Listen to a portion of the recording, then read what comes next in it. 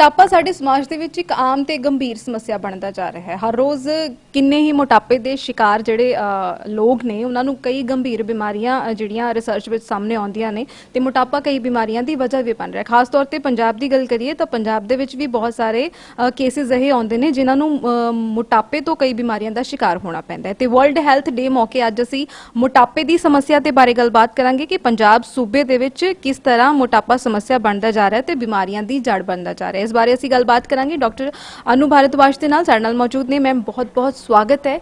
World health ਡੇ ਦੇ ਮੌਕੇ ਮੋਟਾਪੇ ਬਾਰੇ ਅਸੀਂ ਗੱਲਬਾਤ ਕਰਨੀ ਹੈ। ਮੋਟਾਪਾ ਪੰਜਾਬ ਦੀ ਜੇ ਗੱਲ ਕਰੀਏ ਵੈਸੇ ਤਾਂ ਜਿਵੇਂ ਮੈਂ ਕਿਹਾ ਕਿ ਸਮਾਜ ਦੇ ਵਿੱਚ ਹੀ ਗੰਭੀਰ ਸਮੱਸਿਆ, ਪਰ ਜੇ ਪੰਜਾਬ ਦੀ ਗੱਲ ਕਰੀਏ ਤਾਂ किस तरह पंजाब के लोगों को मोटापा जो है जकड़ रहा है?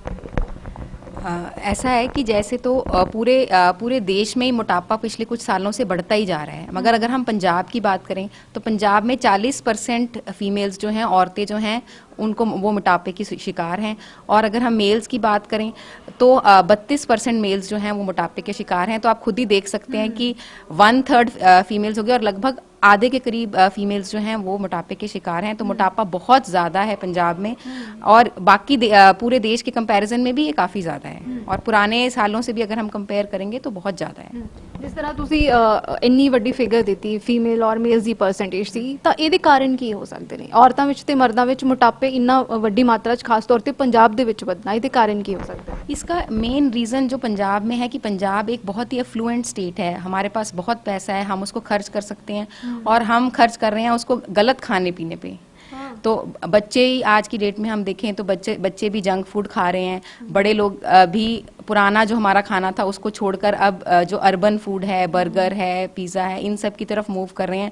और हमारा जो रहन सहन है, हमारी जो जीवन शैली है, पहले जो थे हम ज़्यादा काम करते थे, अब मैकेनाइज्ड वर्क है, मशीनें हैं, सब हैं, तो अब हम वो काम नहीं कर पा रहे जो हम पहले कर रहे थे। इसलिए हमारा मोटापा जो है बढ़ता ही जा रहा है और आगे भी इसके बढ़ने की संभावना है।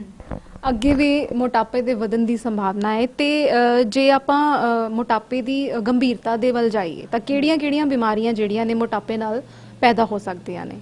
हाँ जी, जैसे कि हम जानते हैं जो सारे नॉन कम्युनिकेबल डिजीज़ हैं वो सारे मोटापे के साथ लिंक्ड हैं। जैसे कि हाइपरटेंशन है वो भी पंजाब में बहुत ज़्यादा है, डायबिटीज़ है जिसको हम शुगर कहते हैं वो भी पंजाब में बहुत ज़्यादा है। ये दोनों ही बीमारियां मोटापे से लिंक्ड हैं। फिर जो दिल की बीमारी हैं, हार्ट डिजीज़ हैं जिसको हम स्ट्रोक कहते हैं, लकवा मार देना, ये भी मोटापे से ही लिंक्ड है। इसके अलावा ये तो नॉन कम्युनिकेबल डिजीज़ हैं और बहुत सारी, जैसे औरतों में अगर हम बात करें तो PCOD एक बीमारी होती है, वो भी मोटापे से लिंक्ड है। PCOD से फिर इनफर्टिलिटी हो जाती है, बच्चा नहीं हो पाता।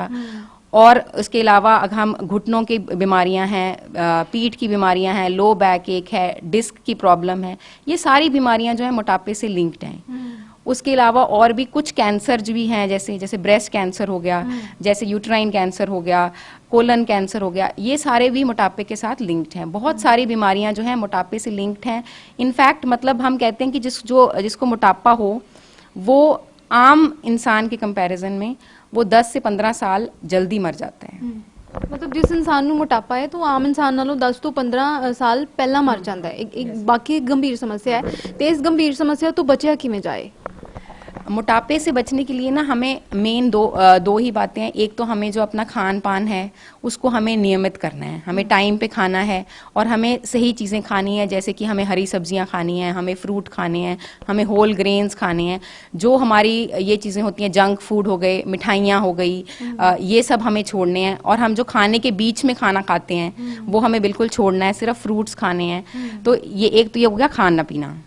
तो हमारे हर बच्चे का, बड़े के हिसाब से हमारा नियमित है कि हमें कितनी कैलोरी खानी चाहिए। जैसे हमें जो अडल्ट है उसको 2000 कैलोरी खानी है, तो जब हम उससे ज़्यादा खाते हैं तभी हमें मोटापा होता है। तो हमें उसको नियमित करना है। हम देख सकते हैं जितने हम बाहर से खाने पीने के पैकेट खरीदते हैं उन सब के ऊपर लिखा होता है कि इसके अंदर कितनी कैलोरी है। हम उसको पढ़ के देख सकते हैं कि उसमें कितनी, और हमें पढ़ना चाहिए कि इसके अंदर इतनी कैलोरी है और हम खा रहे हैं तो हमारे पूरे दिन की कैलोरी का कितना % निकल गया। उसके अलावा हमें है जो हमें व्यायाम करना है, जैसे हमें सैर करनी है, जो भी हम कर सकते हैं। जो सैर कर सकता है वो सैर कर सकता है। कम से कम आधा घंटा हमें सैर 5 से 6 दिन एक हफ्ते में करनी चाहिए। या फिर हम साइकिलिंग कर सकते हैं, स्विमिंग कर सकते हैं। जो भी कुछ कर सकता है वो व्यायाम करना हमें बहुत ही ज़रूरी है। तो हमने, क्योंकि हमारा ऐसे बिजी लाइफस्टाइल हो गया है, सब लोग बिजी हैं, तो हम एक्सरसाइज नहीं करते। यही एक मेन रीज़न है मोटापे की। ये 2 मेन रीजन हैं जिससे हम मोटापे की हम रोकथाम कर सकते हैं। उसके अलावा जो लोग बहुत ज़्यादा ही ओबीस हैं, जिसको हम मॉर्बिड ओबीस कहते हैं, उनके लिए मेडिसिन और सर्जरी भी अवेलेबल होती है, पर हम वो आम लोगों के लिए रिकमेंड नहीं करते। वो उन लोगों के लिए हैं जो बहुत ही मॉर्बिड ओबिसिटी में चले गए हैं, तो there is an eligibility set जो वो सर्जरी या मेडिसिन के लिए कर सकते हैं। अदरवाइज हम यही है, हमें खाने पीने का ध्यान रखना है और हमें जो है एक्सरसाइज का ध्यान रखना है। और जो सबसे इम्पॉर्टेंट है, जो हमारे बच्चे हैं उन पे हमें शुरू दिन से हमें ध्यान देना है कि हम उनका लाइफस्टाइल ऐसा बनाएं कि वो आगे चल के मोटे ना हों, क्योंकि एक बार मोटापा आ जाता है तो उसको कम करना बहुत मुश्किल है। शुरू से अगर हम अच्छा लाइफस्टाइल फॉलो करें तो मोटापा नहीं रहेगा। ਬਹੁਤ ਸਾਰੇ ਕੇਸਿਸ ਦੇ ਵਿੱਚ ਮੈਮ ਅਸੀਂ ਦੇਖਦੇ ਹਾਂ ਜਦੋਂ ਕੋਈ ਬਿਮਾਰੀ ਡਿਟੈਕਟ ਹੁੰਦੀ ਹੈ ਨਾ ਤਾਂ ਡਾਕਟਰ ਹਮੇਸ਼ਾ ਹੈਰੀਡਿਟਰੀ ਫੈਕਟਰ ਪੁੱਛਦੇ ਨੇ। ਮੰਨ ਲਓ ਕੋਈ ਆਮ ਬੰਦਾ ਵੀ ਟ੍ਰੀਟਮੈਂਟ ਲਈ ਜਾਂਦਾ ਨਾ ਤਾਂ ਪੁੱਛਿਆ ਜਾਂਦਾ ਵੀ ਫੈਮਿਲੀ ਦੇ ਵਿੱਚ ਤੁਹਾਨੂੰ ਕਿਸੇ ਨੂੰ ਇਹ ਬਿਮਾਰੀ ਹੈ ਤੇ ਕੀ ਮੋਟਾਪਾ ਵੀ ਹੈਰੀਡਿਟਰੀ ਹੁੰਦਾ ਹੈ, ਤੇ ਜੇ ਹੁੰਦਾ ਹੈ ਤਾਂ ਇਸ ਨੂੰ ਕਿਵੇਂ ਸਹੀ ਕੀਤਾ ਜਾ ਸਕਦਾ ਹੈ? मोटापा जो है हेरिडिटरी तो होता है, मगर इसमें ना बहुत कम परसेंटेज है। मेन हमारा लाइफस्टाइल या जीवन शैली जो है उसका रोल है, हेरिडिटरी फैक्टर्स का रोल बहुत कम है। जो हम देखते भी हैं कि फैमिलीज में आगे से आगे मोटापा हो रहा है, वो हमारा जीवन शैली, क्योंकि हम अपने पेरेंट्स से वही गलत लाइफस्टाइल सीख लेते हैं, खाने पीने की हमें आदतें वही पड़ जाती हैं, इसलिए ज़्यादा है। तो हेरिडिटरी कंपोनेंट जो है काफ़ी कम है मोटापे में, बाकी कंपोनेंट्स ज़्यादा हैं। वैसे कुछ जो और चीज़ों से भी मोटापा हो सकता है, जैसे एंडोक्राइन डिसऑर्डर्स हो गए, जैसे हाइपोथायराइड की बीमारी हो गई, उससे भी हो सकता है, या जिन लोगों को जैसे डिप्रेशन है, कोई मेंटल बीमारी है, तो उनका भी खान पीन जो है वो सही नहीं रह पाता, तो उस चीज़ों से भी मोटापा हो सकता है। मगर हेरिडिटरी कंपोनेंट कम है, बिहेवियरल लाइफस्टाइल कंपोनेंट जो जीवन शैली के कंपोनेंट हैं वो बहुत ज़्यादा हैं मोटापे में। ਠੀਕ ਹੈ ਮੈਮ, ਇੰਨੀ ਗੰਭੀਰ ਸਮੱਸਿਆ ਜਿਵੇਂ ਬਣਦੀ ਜਾ ਰਹੀ ਹੈ, ਜਿਸ ਤਰ੍ਹਾਂ ਤੁਸੀਂ ਇੱਕ ਇੱਕ ਚੀਜ਼ ਨੂੰ ਤੱਥਾਂ ਦੇ ਆਧਾਰ ਤੇ ਦੱਸਿਆ, ਤੇ ਜੇ ਗੱਲ ਕਰੀਏ ਜਾਗਰੂਕਤਾ ਲਈ, ਕਿਉਂਕਿ ਬਹੁਤ ਸਾਰੇ ਲੋਕ ਅਨਅਵੇਅਰ ਨੇ, ਜਿਵੇਂ ਫਾਸਟ ਫੂਡ ਦਾ ਡੇਲੀ ਬੱਚੇ ਵੀ ਬਹੁਤ ਸਾਰੇ ਮਾਂ-ਬਾਪ ਵੀ ਉਹਨਾਂ ਨੂੰ ਨਹੀਂ ਰੋਕਦੇ ਕਿ ਫਾਸਟ ਫੂਡ ਖਾਓ, ਅਨਹੈਲਦੀ ਲਾਈਫ ਸਟਾਈਲ ਹੈ ਨਾ, ਜਿਹੜੀ ਫਿਜ਼ੀਕਲ ਐਕਟੀਵਿਟੀ ਹੈ ਉਹਦੀ ਜਗ੍ਹਾ ਬੈਡਰੂਮ ਗੇਮਸ ਨੇ ਲੈ ਲਈ ਹੈ ਨਾ। ਤੇ ਜੇ ਗੱਲ ਕਰੀਏ ਤੇ ਜਾਗਰੂਕਤਾ ਕੈਂਪੇਨਿੰਗ ਲਈ ਪੰਜਾਬ ਦੇ ਵਿੱਚ ਕਿੰਨਾ ਕੁ ਜਾਗਰੂਕਤਾ ਜਿਹੜੀ ਅਭਿਆਨ ਨੇ ਜਾਂ ਕੈਂਪੇਨਸ ਨੇ चलाए जा रहे हैं मोटापे को लेके? वैसे तो ना स्कूल लेवल पे जो है काफ़ी है, स्पोर्ट्स भी होती हैं, और वो है हमारे पंजाब स्टेट जो है उसमें स्पोर्ट्स की काफ़ी इंपॉर्टेंस भी है, सब लोग खेलते भी हैं।